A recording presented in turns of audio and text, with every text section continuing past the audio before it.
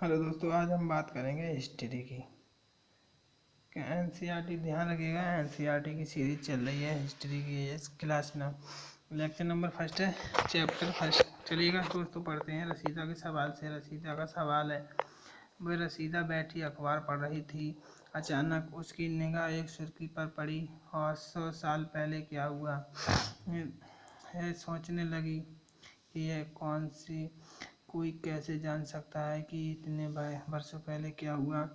तो हम ध्यान रखिएगा दोस्तों, कैसे पता लगाएंगे यह जानने के लिए। कलम कल क्या हुआ यह जानने के लिए रेडियो सुन सकते हैं, टेलीविज़न देख सकते हैं या फिर अखबार पढ़ सकते हैं। साथ ही हम यह जान सकते हैं कि पिछले साल क्या हुआ। पिछले साल क्या हुआ यह हम कैसे जानेंगे? ये हम पिछले साल क्या हुआ यह किसी ऐसे व्यक्ति से इस बात करेंगे जिसे उस समय की स्मृति हो। लेकिन बहुत साल पहले क्या हुआ यह कैसे जानेंगे हम? ये अतीत के बारे में हम कैसे जानेंगे? चलिए, हम अतीत के बारे में भी बहुत कुछ जान सकते हैं। जैसे अतीत के बारे में हम बहुत कुछ जाना जा सकता है, जैसे लोग क्या खाते थे, कैसे कपड़े पहनते थे, किस तरह के घरों में रहते थे। हम अखेटकों, शिकारियों, पशुपालकों, कृषक और शासकों, व्यापारियों, पुरोहितों, शिल्पकारों, कलाकारों, संगीतकारों फिर वैज्ञानिक के जीवन के बारे में जानकारियाँ हासिल कर सकते हैं। हम ये भी पता कर सकते हैं दोस्तों कि उस समय के जो बच्चे थे वो कौन सा खेल खेलना पसंद करते थे या कौन सी कहानियाँ सुनना पसंद करते थे, कौन सा नाटक खेलना पसंद करते थे, कौन सा गीत गाते थे, ये भी पता कर सकते हैं हम। और यही नहीं, हमें लोग कहाँ रहते थे ये भी पता कर सकते हैं। मानचित्र में हम देखेंगे अभी प्रश्न नंबर 2 पर जो नर्मदा नदी है उसका पता लगाएंगे हम अभी। जो यहाँ पर कई लाख वर्ष पहले इस नदी के तट पर इसी नदी के कई लाख वर्ष पहले जो नर्मदा नदी है इसके तट पर रहने वाले आरंभिक लोगों में से कुछ कुशल संग्राहक थे जो आसपास के जंगलों से विशाल समुदाय से परिचित थे। अपने भोजन के लिए वे जड़ों, फलों तथा जंगल के अन्य उत्पादों का यहीं से संग्रह किया करते थे और वे जानवरों का अखेट भी किया करते थे। चलिए, अभी हम एक भी देख लें फिर पढ़ेंगे। लिखा है कि अब आप उत्तर और पश्चिम की सुलेमान और केसर पहाड़ियों का पता लगाओ। इसी क्षेत्र में कुछ ऐसे स्थान हैं जहां लगभग 8000 वर्ष पूर्व स्त्री पुरुषों ने सबसे पहले गेहूं और गेहूं उपजाना शुरू किया और जहां पर उन्होंने भेड़, बकरी और गाय, बैल जैसे पशुओं का पालतू बनाना शुरू किया। दोस्तों, एक मेरा सवाल है आपसे कि आप बताइएगा जो दोस्तों सबसे पहले हमारे जो प्राचीन काल में जो लोग थे उन्होंने सबसे पहले कुत्ता क्यों पालतू बनाया? ये सवाल का जवाब आप लोग हमें कमेंट में दीजिएगा। और वह पालतू बनाना शुरू किया और गांव में रहते थे। और उत्तर पश्चिम में गारो तथा मध्य के विंध्य पहाड़ियाँ का पता लगाओ। वो भी लगाएंगे अभी हम। जो कुछ अन्य क्षेत्र जहाँ कृषि का विकास हुआ, यहाँ सबसे पहले चावल का गारो और तथा मध्य जो विंध्य की पहाड़ियाँ हैं इनके बीच में चावल का सबसे पहले उपजाना शुरू हुआ। देखिए, हम पहले लगाते हैं सुलेमान और सतलज। यही केसर की पहाड़ियाँ और सुलेमान। यहाँ पे दोस्तों 8000 वर्ष पूर्व स्त्रियों ने सबसे पहले गेहूं और जौ उपजाना शुरू किए और यहीं पर सबसे पहले गाय, बकरी, बैल यहाँ पर पालतू जानवर आरंभ किए थे। और देखी जाए जो गारो की पहाड़ियाँ और विंध्य की पहाड़ियाँ इनके बीच में सबसे पहले चावल उपजाना आरंभ किए थे।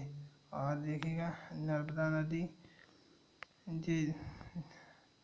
ये देखिएगा नर्मदा, जैसे यहाँ पर देखिए जो चेनाब नदी है, गंगा नदी, सोन नदी और जो सतपुड़ा पिंडे की पहाड़ी में तप्ती नदी है, गोदावरी, दक्कन और कृष्णा नदी जो पश्चिम से पश्चिमी घाट है, ये तो तुंगभद्रा नदी, पन्नार नदी, कावेरी पूर्वी घाट जो। और देखिएगा दोस्तों, ये देखिए जो हमारी यमुना गंगा है, यमुना नदी ये रही, और गंगा की सोन नदी ये रही। और दोस्तों आज जो सिंधु है, सिंधु नदी की सहायक नदियाँ, अब सिंधु नदी की सहायक नदियाँ झेलम है, चेनाब और रावी, ब्यास, सतलुज, ये 5 नदियाँ सिंधु नदी की सहायक नदियाँ हैं। और जो गंगा गंगा है, गंगा नदी, ये गंगा नदी देखिएगा यहाँ से आकर, यहाँ हिमालय से आते हुए इस तरह से चली गंगा गाड़ू की पहाड़ियों में जाकर गिरी, जाकर महानदी। और जो विंध्य की पहाड़ियाँ, यहाँ पर ही हमारी जो नर्मदा नदी है, इन पर ही सबसे पहले लोगों ने बहना आरम्भ किया। और जो दोस्तों एक बात बताएं, जो हमारे अगर हमारे भारत की मुख्य तट रेखा पूछें यहाँ से लेके यहाँ तक की, ये 6100 होती है, 6100 हमारी मुख्य तट रेखा होगी।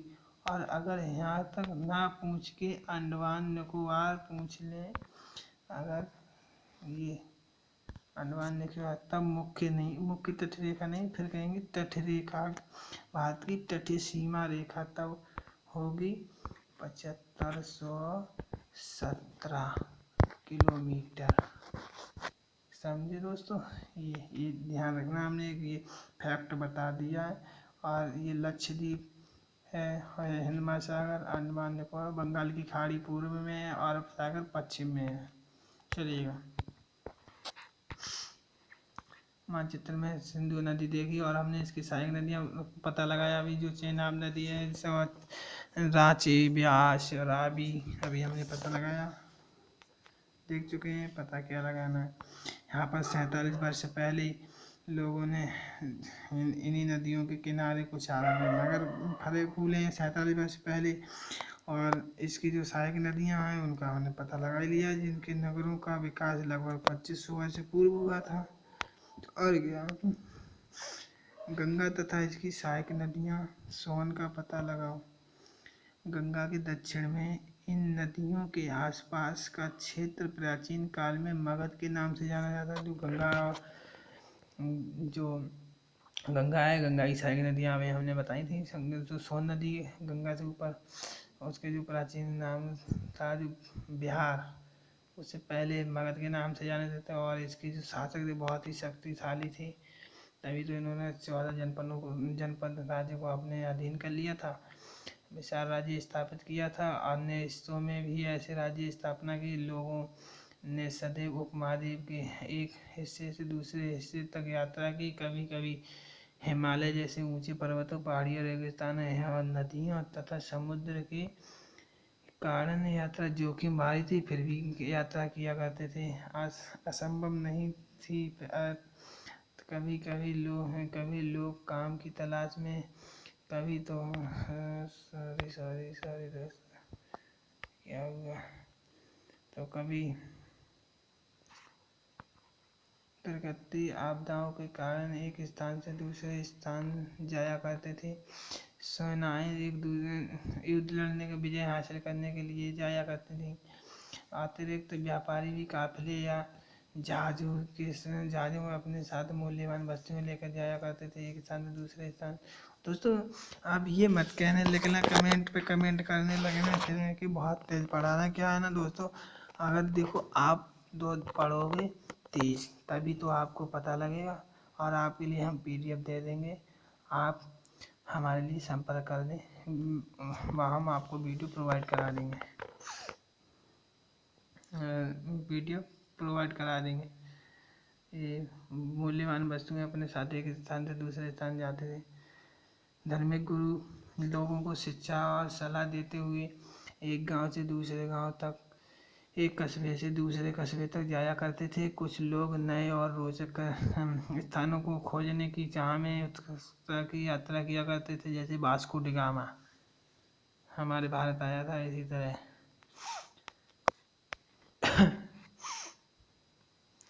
जानते हैं आप, जो चीन के कुछ नहीं है, जो मानचित्र है दक्षिण में, जो अफगानिस्तान ईरान की वही।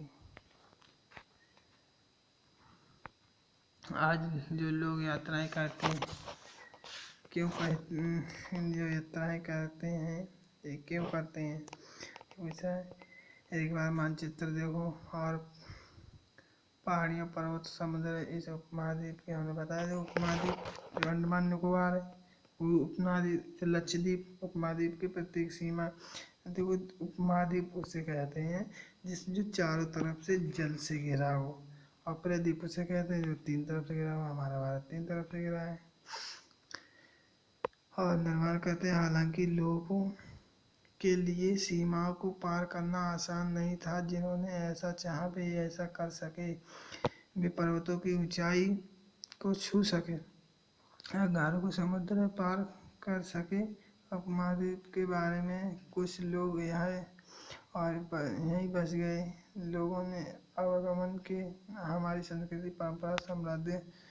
तो 1 मिनट देखने कितना हो गया, अभी टाइम बहुत है, तो उसको पढ़े रहिए। और समृद्ध परंपराओं को समृद्ध किया।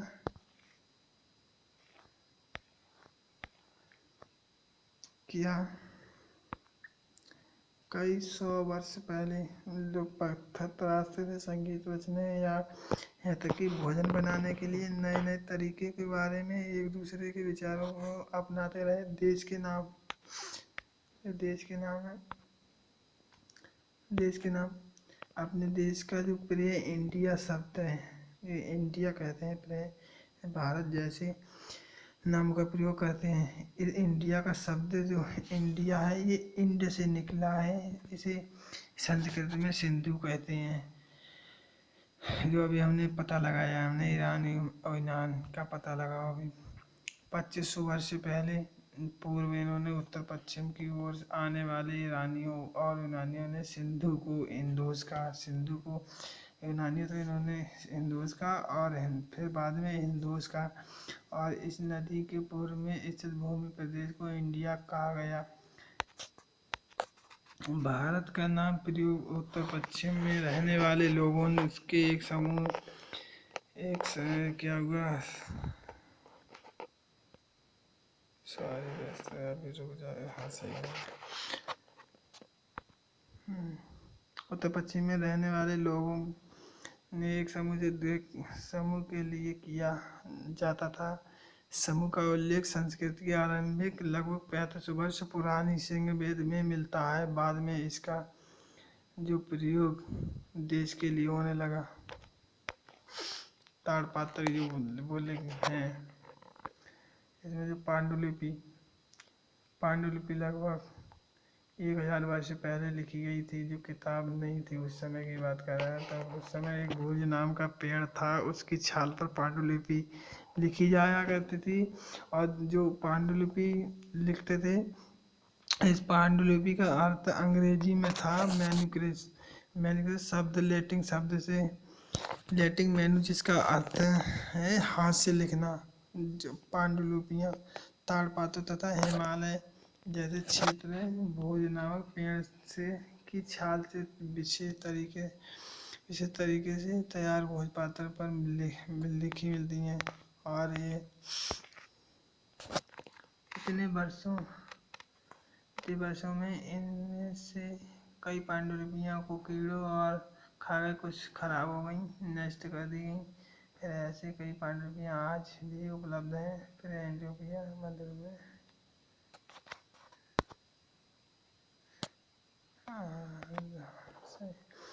मंदिर में पांडुलिपियाँ मंदिरों और विहारों में प्राप्त होती हैं। जो पांडुलिपियाँ कुछ को तो कीड़ों ने खा लिया, कुछ नष्ट हो गई, कुछ बच गई, जो बड़े बड़े विहारों और मंदिरों में मिलती हैं।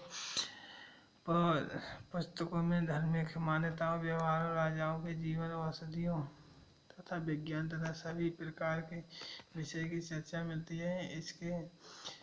इनके अतिरिक्त हमारे यहाँ महाकाव्य, कविताएं तथा नाटक भी हैं। इनमें से कई संस्कृत में लिखे हुए मिलते हैं, जबकि अन्य प्रकृत और तमिल में प्रकृत भाषा का प्रयोग आम लोग करते हैं। पहले हम जानेंगे ये छोटा सा फैक्ट क्या है।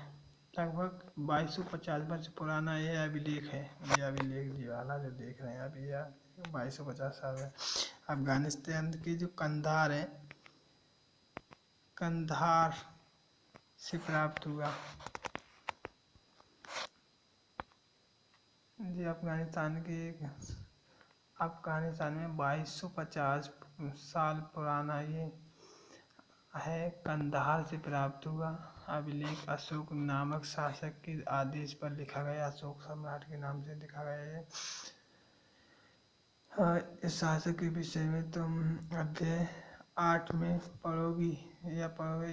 जब हम कुछ लिखते हैं तब को कुछ नहीं, चलिए बस पढ़ लिया। वो 2250 साल पहले अफगानिस्तान से कंधार में मिला था, अशोक नामक के लिखवाया था। बात खत्म।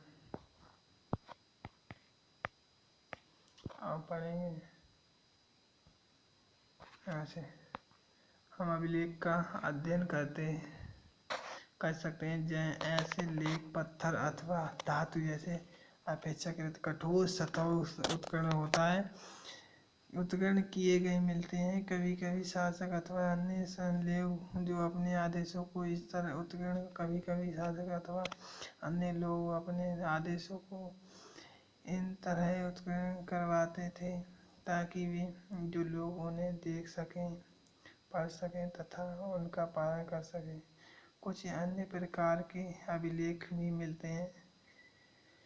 इनमें राजाओं जो अभिलेख ही मिलते हैं। इनमें से राजाओं और रानियों सहित अन्य स्त्री पुरुषों ने भी क्या अन्य स्त्री बढ़ता क्यों नहीं है। अन्य स्त्री और पुरुषों ने भी अपने कार्यों को विवरण करवाए। उदाहरण के लिए जैसे शासक थे और शासक की लड़ाइयाँ, अर्जित विजयों का लेखा जोखा भी रखा करते थे। यह कठोर सतह पर देख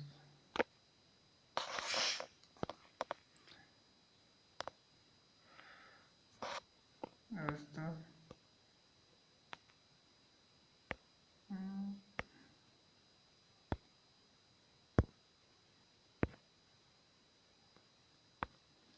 जो बाएं तरफ आप देख रहे हैं इसे, ये जल जो प्राचीन में इसी तरह से प्राप्त होता था। इस पात्र का प्रयोग 4700 वर्ष पूर्व हुआ था। और दाएं पुरानी चांदी की सिक्का है, ये 2500 वर्ष पुराना होता था। हमारे आज प्रयोग में आने वाले सिक्कों में से एक सिक्का है ये। तथा सिक्कों की प्राप्ति के लिए छानबीन तथा खुदाई भी किया करते थे। इनमें से कुछ वस्तुएं पत्थर, पकी मिट्टी तथा कुछ धातुओं की बनी हो सकती हैं। ऐसे तत्व कठोर, जल्दी नष्ट न होने वाले होते हैं। पुरातत्व जानवरों, चिड़ियाओं तथा मछलियों की हड्डियां भी ढूंढते हैं। इनमें से उन्हें यह जानने भी मदद मिलती है कि अतीत में क्या खाते थे। वनस्पतियों के अवशेष बहुत मुश्किल से पाते हैं। यदि दाने अथवा लकड़ी के टुकड़े जल जाते हैं तो वे जले के रूप में बचे रहते हैं। दोस्तों एक काम करते हैं, हम जो पुरातत्व है ये हम कल समझाएंगे, क्योंकि फिर ज़्यादा बड़ी वीडियो हो जाएगी। फिर आप कहेंगे कि बहुत बड़ी वीडियो कर दी। हम पार्ट 2 में पढ़ाएंगे। ज़्यादा नहीं है दोस्तों, थोड़ा ही सा है।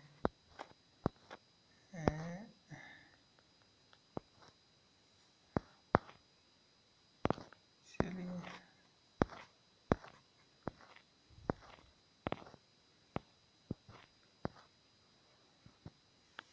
थोड़ा सा और पढ़ लेते हैं दोस्तों। यहाँ तक क्या पुरातत्वविद को बहुधा कपड़ों के जो अवशेष मिले हैं उनके बारे में जानकारी ले रहे थे। जो पांडुलिपियों, अभिलेख तथा पुरातत्व से ज्ञात जानकारियों के लिए इतिहासकार प्रेस शोध शब्द का प्रयोग करते हैं।